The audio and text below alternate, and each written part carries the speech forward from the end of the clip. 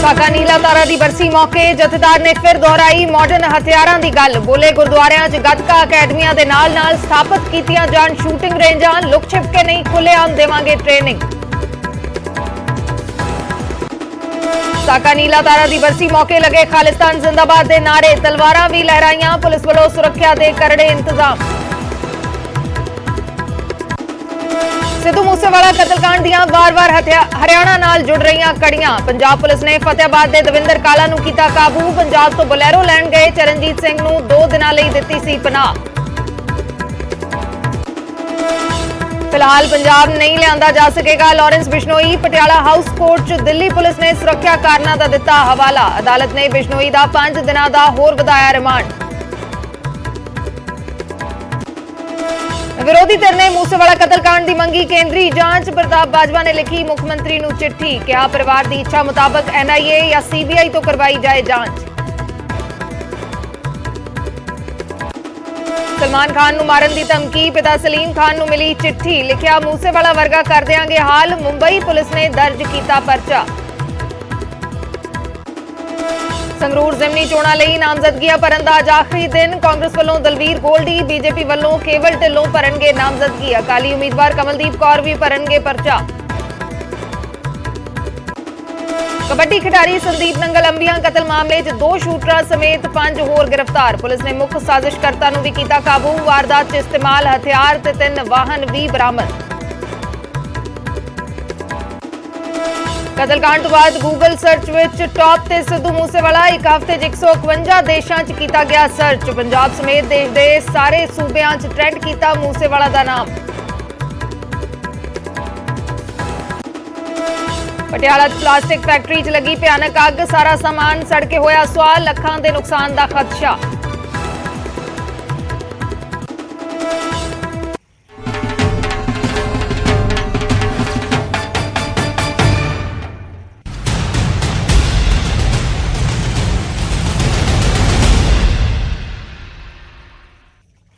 सत श्री अकाल, मैं अर्शदीप संधू, न्यूज़ 18 पंजाब हरियाणा हिमाचल देख रहे दर्शकों का स्वागत है। अज साका नीला तारा की 38वीं बरसी है। 38 साल हो चुके ने साका नीला तारा नूं ते इस बरसी मौके श्री अकाल तख्त साहिब के जथेदार ने कौम के नाम संदेश दिता ते जथेदार ने फिर तो मॉडर्न हथियारों की गल की है कि मॉडर्न हथियार समय की लोड़ ने, शस्त्र विद्या हासिल करनी चाहिए है सारे सिखां नूं। ते इह भी कहा कि इस दे लई शूटिंग रेंजां स्थापित कीतियां जाण। असीं खुलेआम शस्त्रां दी ट्रेनिंग देवांगे, लुक छिप के नहीं खुलेआम शस्त्रां दी ट्रेनिंग देवांगे।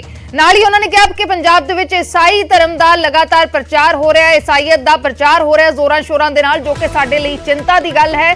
ते सिख प्रचारकां नूं हदायत कीती है कि एसी कमरिਆਂ ਦੇ ਵਿੱਚੋਂ निकलण, पिंडां दे विच जाण, खास करके सरहदी पिंडां दे विच जाण ते सिੱਖੀ ਦਾ परचम बुलंद करन। जथेदार अकाल तख्त साहिब ने एक बार फिर तो अपना हथियारों को लेके संदेश दोहराया है। क्या है कि शस्त्र विद्या हर सिख नूं हासिल करनी चाहिए है ते अज दे समय मॉडर्न लाइसेंसी हथियार रखण ते नाल ही शूटिंग रेंजां स्थापित कीतियां जाण। असीं लुक छिप के नहीं सगों खुलेआम शस्त्रां दी विद्या दवांगे, ट्रेनिंग दवांगे। क्या कि जो लुक छिप के जो ट्रेनिंगां लै रहे ने या फिर हिंसक वारदातां नूं अंजाम दिंदे ने, असीं उन्हां दी तरह नहीं सगों असीं खुलेआम ट्रेनिंग दवांगे। नाल ही भी क्या कि हर सिख जो हुंदा है वह डिफेंड करता है, वह जुल्म के खिलाफ लड़ता है, वह कदे भी हमला नहीं करता, कदे भी नजायज़ किसी ते हमला नहीं करता।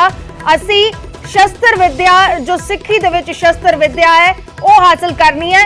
ते ये भी उन्हां दे वल्लों ताकीद की गई कि सिख बनो, यानी कि पूर्ण तौर दे उत्ते जो रहत मर्यादा है उस दा पालन करो। कई तरह के उन्हां दे वल्लों संदेश दिते गए ने। कौम दे नाम संदेश दे विच कई चीज़ां दा उन्हां ने जिक्र किया है। नाले भी कहा कि ईसाईयत दा जोर शोर नाल प्रचार हो रहा है पंजाब दे विच, जो साडे लई चिंता दा विषय है। ते सिख प्रचारकां नूं सरहदी इलाकिਆਂ ਦੇ ਵਿੱਚ ਪਿੰਡਾਂ ਦੇ ਵਿੱਚ ਜਾ ਕੇ ਸਿੱਖੀ ਦਾ ਪਰਚਮ ਬੁਲੰਦ ਕਰਨ ਦੀ ਤਾਕੀਦ ਕੀਤੀ ਹੈ। ਸਾਹਿਬ ਸ੍ਰੀ ਗੁਰੂ ਗ੍ਰੰਥ ਸਾਹਿਬ ਸੱਚੇ ਪਾਤਸ਼ਾਹ ਦੀ ਹਜ਼ੂਰੀ ਵਿੱਚ ਜੁੜ ਬੈਠੀ ਗੁਰੂ ਰੂਪ ਖਾਲਸਾ ਸਤ ਸੰਗਤ ਜੀ, ਸਭ ਤੋਂ ਪਹਿਲਾਂ ਫਤਿਹ ਪ੍ਰਵਾਨ ਕਰੋ। ਵਾਹਿਗੁਰੂ ਜੀ ਕਾ ਖਾਲਸਾ, ਵਾਹਿਗੁਰੂ ਜੀ ਕੀ ਫਤਿਹ। ਅੱਜ ਅਸੀਂ ਸਾਰੇ ਉਹਨਾਂ ਮਹਾਨ ਯੋਧਿਆਂ ਸੂਰਬੀਰਾਂ ਨੂੰ ਯਾਦ ਕਰਨ ਵਾਸਤੇ ਇਕੱਠੇ ਹੋਏ ਹਾਂ ਜਿਨ੍ਹਾਂ ਨੇ ਜੂਨ 1984 ਦੇ ਵਿੱਚ ਭਾਰਤੀ ਫੌਜ ਦਾ ਡਟ ਕੇ ਮੁਕਾਬਲਾ ਕਰਦਿਆਂ ਸ਼ਹਾਦਤਾਂ ਦੇ ਜਾਮ ਪੀਤੇ। ਬਹੁਤ ਹੀ ਸੂਰਬੀਰ ਮਹਾਨ ਯੋਧੇ ਸੰਤ ਜਰਨੈਲ ਸਿੰਘ ਜੀ ਭਿੰਡਰਾਂਵਾਲੇ ਮਹਾਂਪੁਰਖ, ਅਮਰ ਸ਼ਹੀਦ ਭਾਈ ਸਾਹਿਬ ਭਾਈ ਅਮਰੀਕ ਸਿੰਘ ਜੀ, ਬਾਬਾ ਠਾਰਾ ਸਿੰਘ ਜੀ ਔਰ ਬਹੁਤ ਹੀ ਸੂਝਵਾਨ ਨੀਤੀਵਾਨ ਜਰਨਲ ਭਾਈ ਸੁਬੇਗ ਸਿੰਘ ਜੀ। ਇਹਨਾਂ ਤੋਂ ਇਲਾਵਾ ਅੱਜ ਦੇ ਦਿਨ ਜੂਨ 1984 ਦੇ ਵਿੱਚ ਇਸ ਅਸਥਾਨ ਦੇ ਉੱਤੇ ਭਾਰਤੀ ਸਟੇਟ ਦੇ ਨਾਲ ਲੜਦਿਆਂ ਬੇਅੰਤ ਸਿੱਖਾਂ ਨੇ ਸ਼ਹੀਦੀ ਦਿੱਤੀ ਹੈ, ਜਿਹਦੇ ਵਿੱਚ ਬੀਬੀਆਂ ਵੀ ਸਨ, ਬਜ਼ੁਰਗ ਵੀ ਸਨ, ਬੱਚੇ ਵੀ ਸਨ, ਨੌਜਵਾਨ ਵੀ ਸਨ। ਔਰ ਅਸੀਂ ਉਹਨਾਂ ਸ਼ਹੀਦਾਂ ਨੂੰ ਯਾਦ ਕਰਨ ਵਾਸਤੇ ਅੱਜ ਇਕੱਠੇ ਹੋਏ ਹਾਂ। ਜਿਸ ਵਕਤ ਭਾਰਤ 1947 ਦੇ ਵਿੱਚ ਭਾਰਤੀ ਲੋਕਾਂ ਦੇ ਕਹਿਣ ਮੁਤਾਬਕ ਆਜ਼ਾਦ ਹੋਇਆ, ਸਿੱਖਾਂ ਨੂੰ ਨੱਪਣ ਦੀ, ਸਿੱਖਾਂ ਨੂੰ ਕੁੱਟਣ ਦੀ ਪਾਲਿਸੀ ਜਿਹੜੀ ਹੈ ਉਸੇ ਵੇਲੇ ਤਿਆਰ ਹੋ ਗਈ ਸੀ ਔਰ ਤਿਆਰ ਕੀਤੀ ਸੀ ਜਵਾਹਰ ਲਾਲ ਨਹਿਰੂ ਨੇ ਕਿ ਇਸ ਹਿੰਦੁਸਤਾਨ ਦੇ ਅੰਦਰ, ਇਸ ਭਾਰਤ ਦੇ ਅੰਦਰ ਸਿੱਖਾਂ ਨੂੰ ਨੱਪਣਾ ਹੈ, ਸਿੱਖਾਂ ਨੂੰ ਕੁੱਟਣਾ ਹੈ, ਸਿੱਖਾਂ ਨੂੰ ਦੱਬਣਾ ਹੈ, ਆਰਥਿਕ ਤੌਰ ਤੇ ਕਮਜ਼ੋਰ ਕਰਨਾ ਹੈ, ਸਮਾਜਿਕ ਤੌਰ ਤੇ ਕਮਜ਼ੋਰ ਕਰਨਾ ਹੈ, ਧਾਰਮਿਕ ਤੌਰ ਤੇ ਕਮਜ਼ੋਰ ਕਰਨਾ ਹੈ ਔਰ ਰਾਜਨੀਤਿਕ ਤੌਰ ਤੇ ਵੀ ਕਮਜ਼ੋਰ ਕਰਨਾ ਹੈ। ਇਹ ਨੀਤੀਆਂ 1947 ਚ ਹੀ ਬਣ ਗਈਆਂ ਸੀ ਔਰ ਉਹਦਾ ਸਿੱਟਾ 1984 ਦੇ ਵਿੱਚ ਸ੍ਰੀ ਅਕਾਲ ਤਖਤ ਸਾਹਿਬ, ਸੱਚਖੰਡ ਸ੍ਰੀ ਹਰਿਮੰਦਰ ਸਾਹਿਬ ਤੇ 37 ਹੋਰ ਗੁਰਦੁਆਰੇ ਸਾਹਿਬਾਨਾਂ ਦੇ ਵਿੱਚ ਹਮਲਿਆਂ ਦੇ ਰੂਪ ਦੇ ਵਿੱਚ ਨਿਕਲਿਆ। ਮੈਂ ਕੁਝ ਗੱਲਾਂ ਸਾਂਝੀਆਂ ਕਰਨੀਆਂ। ਇਹ ਜਿਹੜੀ ਬਾਦਸ਼ਾਹਤ ਦਾ ਸੰਕਲਪ ਹੈ ਜਾਂ ਰਾਜ ਦਾ ਸੰਕਲਪ ਹੈ, ਇਹ ਸਾਨੂੰ ਗੁਰੂ ਸਾਹਿਬਾਨ ਨੇ ਦਿੱਤਾ ਹੈ ਔਰ ਅਸੀਂ ਆਪਣੇ ਅਰਦਾਸ ਦੇ ਦੌਰਾਨ ਦੌਰੇ ਦੇ ਵਿੱਚ ਇਸ ਸੰਕਲਪ ਨੂੰ ਦੁਹਰਾਉਨੇ ਆ, ਰਾਜ ਕਰੇਗਾ ਖਾਲਸਾ, ਔਰ ਦੁਹਰਾਉਂਦੇ ਰਹਿਣਾ। ਜਿਹੜਾ ਸਿੱਖ ਹੈ, ਜਿਹਦੇ ਕੇਸਾਂ ਦੇ ਵਿੱਚ ਅੰਮ੍ਰਿਤ ਹੈ, ਜਿਹਦੇ ਨੇਤਰਾਂ ਦੇ ਵਿੱਚ ਅੰਮ੍ਰਿਤ ਹੈ, ਜਿਹਦੇ ਮੁਖ ਦੇ ਵਿੱਚ ਖੰਡੇ ਬਾਟੇ ਦਾ ਅੰਮ੍ਰਿਤ ਹੈ, ਉਹ ਰਾਜ ਦੇ ਸੰਕਲਪ ਤੋਂ ਮੁਨਕਰ ਨਹੀਂ ਹੈ ਔਰ ਨਾ ਮੁਨਕਰ ਹੋ ਸਕਦਾ। ਇਹ ਗੱਲ ਵੱਖਰੀ ਹੈ ਕਿ ਕੋਈ ਖੁੱਲ੍ਹੇਆਮ ਮਾਨਸਾ ਵਰਗਾ ਖੁੱਲ੍ਹੇਆਮ ਕਹਿੰਦਾ ਹੈ ਔਰ ਸਾਡੇ ਵਰਗੇ ਦੱਬੀ ਜ਼ੁਬਾਨ 'ਚ ਕਹਿ ਦਿੰਦੇ ਆ। ਅਸੀਂ ਪੜ੍ਹਦੇ ਹਾਂ ਕਿ ਰਾਜ ਕਰੇਗਾ ਖਾਲਸਾ। ਕੌਣ ਰਾਜ ਕਰੂਗਾ? ਖਾਲਸਾ ਰਾਜ ਕਰੂਗਾ। ਤੇ ਜੇ ਅਸੀਂ ਰਾਜ ਕਰਨੇ, ਰਾਜ ਲੈਣੇ, ਤੇ ਸਾਨੂੰ ਖਾਲਸਾ ਬਣਨਾ ਪਏਗਾ। ਅੱਜ ਸਾਡੇ ਸਾਹਮਣੇ ਬਹੁਤ ਸਾਰੀਆਂ ਚੁਣੌਤੀਆਂ ਜਿਹੜੀਆਂ ਨੇ ਉਹ ਖੜੀਆਂ ਨੇ, ਜਿਹੜੀਆਂ ਸਾਨੂੰ ਕਮਜ਼ੋਰ ਕਰ ਰਹੀਆਂ ਨੇ, ਧਾਰਮਿਕ ਤੌਰ ਦੇ ਉੱਤੇ, ਸਮਾਜਿਕ ਤੌਰ ਦੇ ਉੱਤੇ ਔਰ ਆਰਥਿਕ ਤੌਰ ਦੇ ਉੱਤੇ। ਸਾਨੂੰ ਧਾਰਮਿਕ ਤੌਰ ਦੇ ਉੱਤੇ ਕਮਜ਼ੋਰ ਕਰਨ ਵਾਸਤੇ ਪੰਜਾਬ ਦੀ ਇਸ ਧਰਤੀ ਦੇ ਉੱਤੇ ਈਸਾਈਅਤ ਦਾ ਪ੍ਰਚਾਰ ਜਿਹੜਾ ਹੈ ਬੜੇ ਜ਼ੋਰ ਸ਼ੋਰ ਦੇ ਨਾਲ ਚਲਾਇਆ ਜਾ ਰਿਹਾ ਹੈ। ਪੰਜਾਬ ਦੇ ਅੰਦਰ ਪਿੰਡ ਪਿੰਡ ਚਰਚਾਂ ਬਣ ਰਹੀਆਂ ਔਰ ਮਸੀਤਾਂ ਬਣ ਰਹੀਆਂ। ਇਹ ਸਾਡੇ ਵਾਸਤੇ ਚਿੰਤਾ ਵਾਲੀ ਗੱਲ ਹੈ, ਸਾਡੇ ਵਾਸਤੇ ਫਿਕਰ ਵਾਲੀ ਗੱਲ ਹੈ। ਮੈਂ ਸਾਰੇ ਮਹਾਂਪੁਰਖਾਂ ਨੂੰ, ਜਿੰਨੇ ਵੀ ਸਿੱਖ ਧਰਮ ਨਾਲ ਸੰਬੰਧਿਤ ਮਹਾਂਪੁਰਖ ਹੈ, ਜਿਹੜੇ ਪ੍ਰਚਾਰ ਦੀ ਸੇਵਾ ਕਰਦੇ ਰਹੇ ਨੇ, ਮੈਂ ਉਹਨਾਂ ਨੂੰ ਇਹ ਕਹਿਣਾ ਚਾਹਾਂਗਾ ਕਿ ਇੱਕ ਵਾਰੀ ਫੇਰ ਨਿਕਲੋ। ਜਿਵੇਂ ਸੰਤ ਬਾਬਾ ਗੁਰਬਚਨ ਸਿੰਘ ਜੀ ਭਿੰਡਰਾਂ ਵਾਲੇ, ਜਿਵੇਂ ਸੰਤ ਬਾਬਾ ਜਵਾਲਾ ਸਿੰਘ ਜੀ ਹਰਖੋਵਾਲ ਵਾਲੇ, ਜਿਵੇਂ ਮਹਾਂਪੁਰਖ ਸੰਤ ਬਾਬਾ ਅਤਰ ਸਿੰਘ ਜੀ ਮਸਤੂਆਣਾ ਸਾਹਿਬ ਵਾਲੇ, ਇਹਨਾਂ ਨੇ ਵਹੀਰਾਂ ਘੱਤ ਕੇ ਪਿੰਡਾਂ ਦੇ ਵਿੱਚ ਪ੍ਰਚਾਰ ਕੀਤਾ ਸੀ ਤੇ ਸਿੱਖੀ ਬੁਲੰਦ ਕੀਤੀ ਸੀ। ਅੱਜ ਵੀ ਮੈਂ ਇਹਨਾਂ ਮਹਾਂਪੁਰਖਾਂ ਨੂੰ ਅਪੀਲ ਕਰੂੰਗਾ ਕਿ ਪਿੰਡਾਂ ਦੇ ਵਿੱਚ ਜਾ ਕੇ, ਖਾਸ ਤੌਰ ਤੇ ਬਾਰਡਰ ਏਰੀਏ ਦੇ ਪਿੰਡਾਂ ਦੇ ਵਿੱਚ ਜਾ ਕੇ ਸਿੱਖੀ ਨੂੰ ਮਜ਼ਬੂਤ ਕਰੋ। ਹੁਣ ਏਸੀ ਕਮਰਿਆਂ ਚੋਂ ਬਾਹਰ ਨਿਕਲਣ ਦਾ ਸਮਾਂ ਆ ਗਿਆ ਹੈ, ਪਿੰਡਾਂ ਦੇ ਵਿੱਚ ਜਾਣ ਦਾ ਸਮਾਂ ਆ ਗਿਆ ਹੈ, ਪਿੰਡਾਂ ਦੇ ਵਿੱਚ ਪ੍ਰਚਾਰ ਕਰਨ ਦਾ ਸਮਾਂ ਆ ਗਿਆ। ਕਿਉਂਕਿ ਜੇ ਅਸੀਂ ਧਾਰਮਿਕ ਤੌਰ ਤੇ ਮਜ਼ਬੂਤ ਨਾ ਹੋਵਾਂਗੇ, ਅਸੀਂ ਆਰਥਿਕ ਤੌਰ ਤੇ ਮਜ਼ਬੂਤ ਨਹੀਂ ਹੋਵਾਂਗੇ। ਅਸੀਂ ਆਰਥਿਕ ਤੌਰ ਤੇ ਮਜ਼ਬੂਤ ਨਹੀਂ ਹੋਵਾਂਗੇ, ਅਸੀਂ ਸਮਾਜਿਕ ਤੌਰ ਤੇ ਮਜ਼ਬੂਤ ਨਹੀਂ ਹੋਵਾਂਗੇ। ਤੇ ਜੇ ਅਸੀਂ ਧਾਰਮਿਕ ਤੌਰ ਤੇ ਕਮਜ਼ੋਰ ਹੋ ਗਏ, ਸਮਾਜਿਕ ਤੌਰ ਤੇ ਕਮਜ਼ੋਰ ਹੋ ਗਏ, ਆਰਥਿਕ ਤੌਰ ਤੇ ਕਮਜ਼ੋਰ ਹੋ ਗਏ, ਰਾਜਨੀਤਿਕ ਕਮਜ਼ੋਰੀ ਨੂੰ ਕੋਈ ਰੋਕ ਹੀ ਨਹੀਂ ਸਕਦਾ ਹੈ।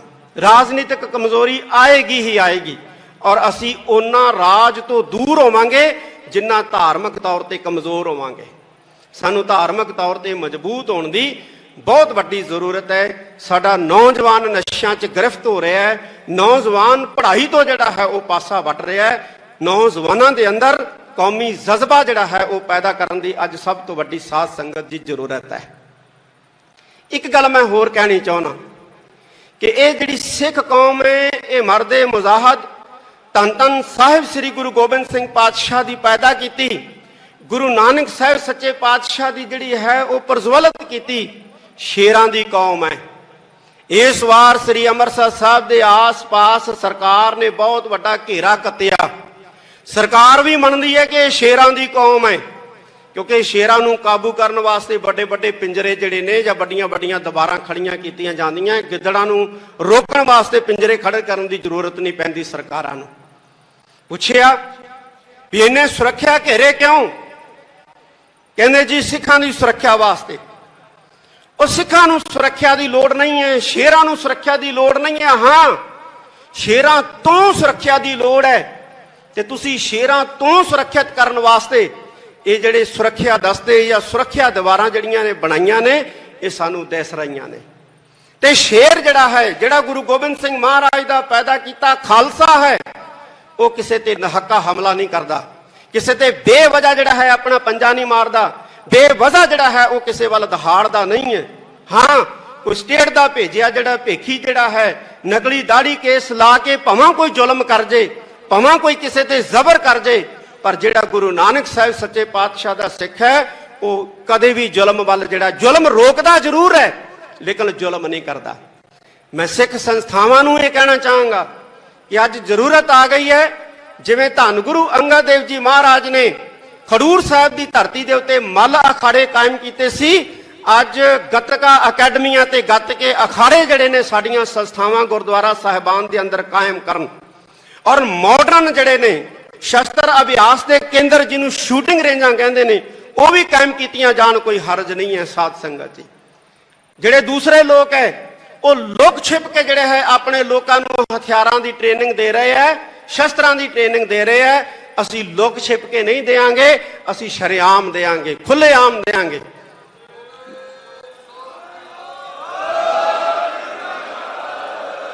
ਅੱਜ ਵਕਤ ਆ ਗਿਆ ਅਸੀਂ ਇਕੱਠੇ ਹੋਈਏ, ਅਸੀਂ ਆਪਣੇ ਨੌਜਵਾਨਾਂ ਨੂੰ ਨਸ਼ਿਆਂ ਤੋਂ ਬਚਾ ਕੇ ਸ਼ਸਤਰ ਅਭਿਆਸ ਵਾਲੇ ਪਾਸੇ ਲਾਈਏ, ਬਾਣੀ ਦੇ ਅਧਿਐਨ ਵਾਲੇ ਪਾਸੇ ਲਾਈਏ ਔਰ ਵਿਦਿਆ ਦੇ ਲਈ ਉਹਨਾਂ ਨੂੰ ਇੰਨਾ ਪ੍ਰਬੀਨ ਕਰ ਦਈਏ ਕਿ ਸਾਡੇ ਸਿੱਖ ਨੌਜਵਾਨ ਜਿਹੜੇ ਮੁਲਕ ਦੇ ਵਿੱਚ ਵੀ ਜਾਣ ਯਹੂਦੀਆਂ ਵਾਂਗੂ ਉਹਨਾਂ ਦੀ ਇਕਨੋਮੀ ਨੂੰ ਜਿਹੜਾ ਹੈ ਉਹ ਕਾਬੂ ਕਰ ਲੈਣ।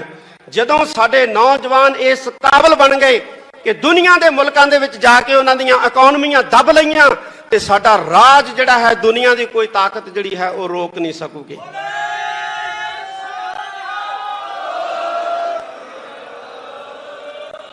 ਸੱਚਖੰਡ ਸ੍ਰੀ ਹਰਮੰਦਰ ਸਾਹਿਬ, ਸ੍ਰੀ ਦਰਬਾਰ ਸਾਹਿਬ, ਸ੍ਰੀ ਅਕਾਲ ਤਖਤ ਸਾਹਿਬ ਤੇ ਜਿਹਨੇ ਵੀ ਹਮਲਾ ਕੀਤਾ ਉਹ ਬਰਬਾਦ ਹੋਇਆ ਹੈ।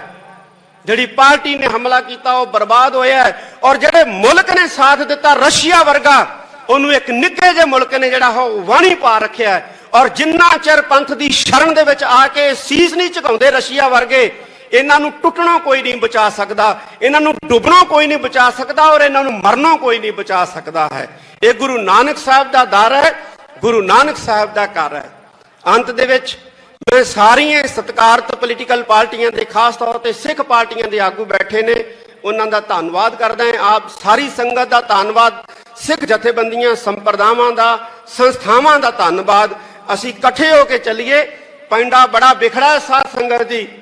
ਜਦੋਂ ਕੱਲਾ ਬੰਦਾ ਕੋਈ ਪੈਂਡੇ ਦੇ ਉੱਤੇ ਸਫ਼ਰ ਕਰਦਾ ਹੈ ਤੇ ਬਹੁਤ ਤੰਗੀ ਆਉਂਦੀ ਹੈ, ਬਹੁਤ ਮੁਸੀਬਤਾਂ ਦਾ ਸਾਹਮਣਾ ਕਰਨਾ ਪੈਂਦਾ ਹੈ।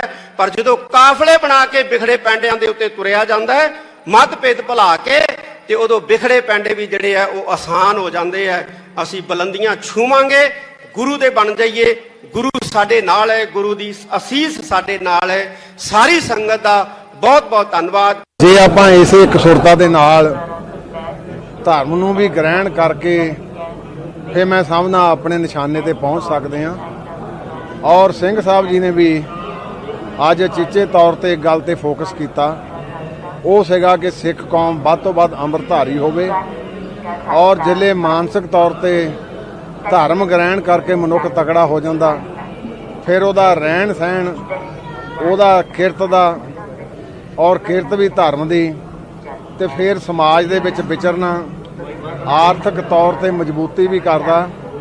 ਸੋ ਉਹਨਾਂ ਮਹਾਨ ਸ਼ਹੀਦਾਂ ਨੂੰ ਅੱਜ ਇੱਥੇ ਆਪਾਂ ਇਸ ਸਮਾਗਮ ਵਿੱਚ ਸ਼ਰਧਾ ਦੇ ਫੁੱਲ ਭੇਟ ਕੀਤੇ ਆ, ਉਹਨਾਂ ਦੀ ਯਾਦ ਨੂੰ ਤਾਜ਼ਾ ਕੀਤਾ।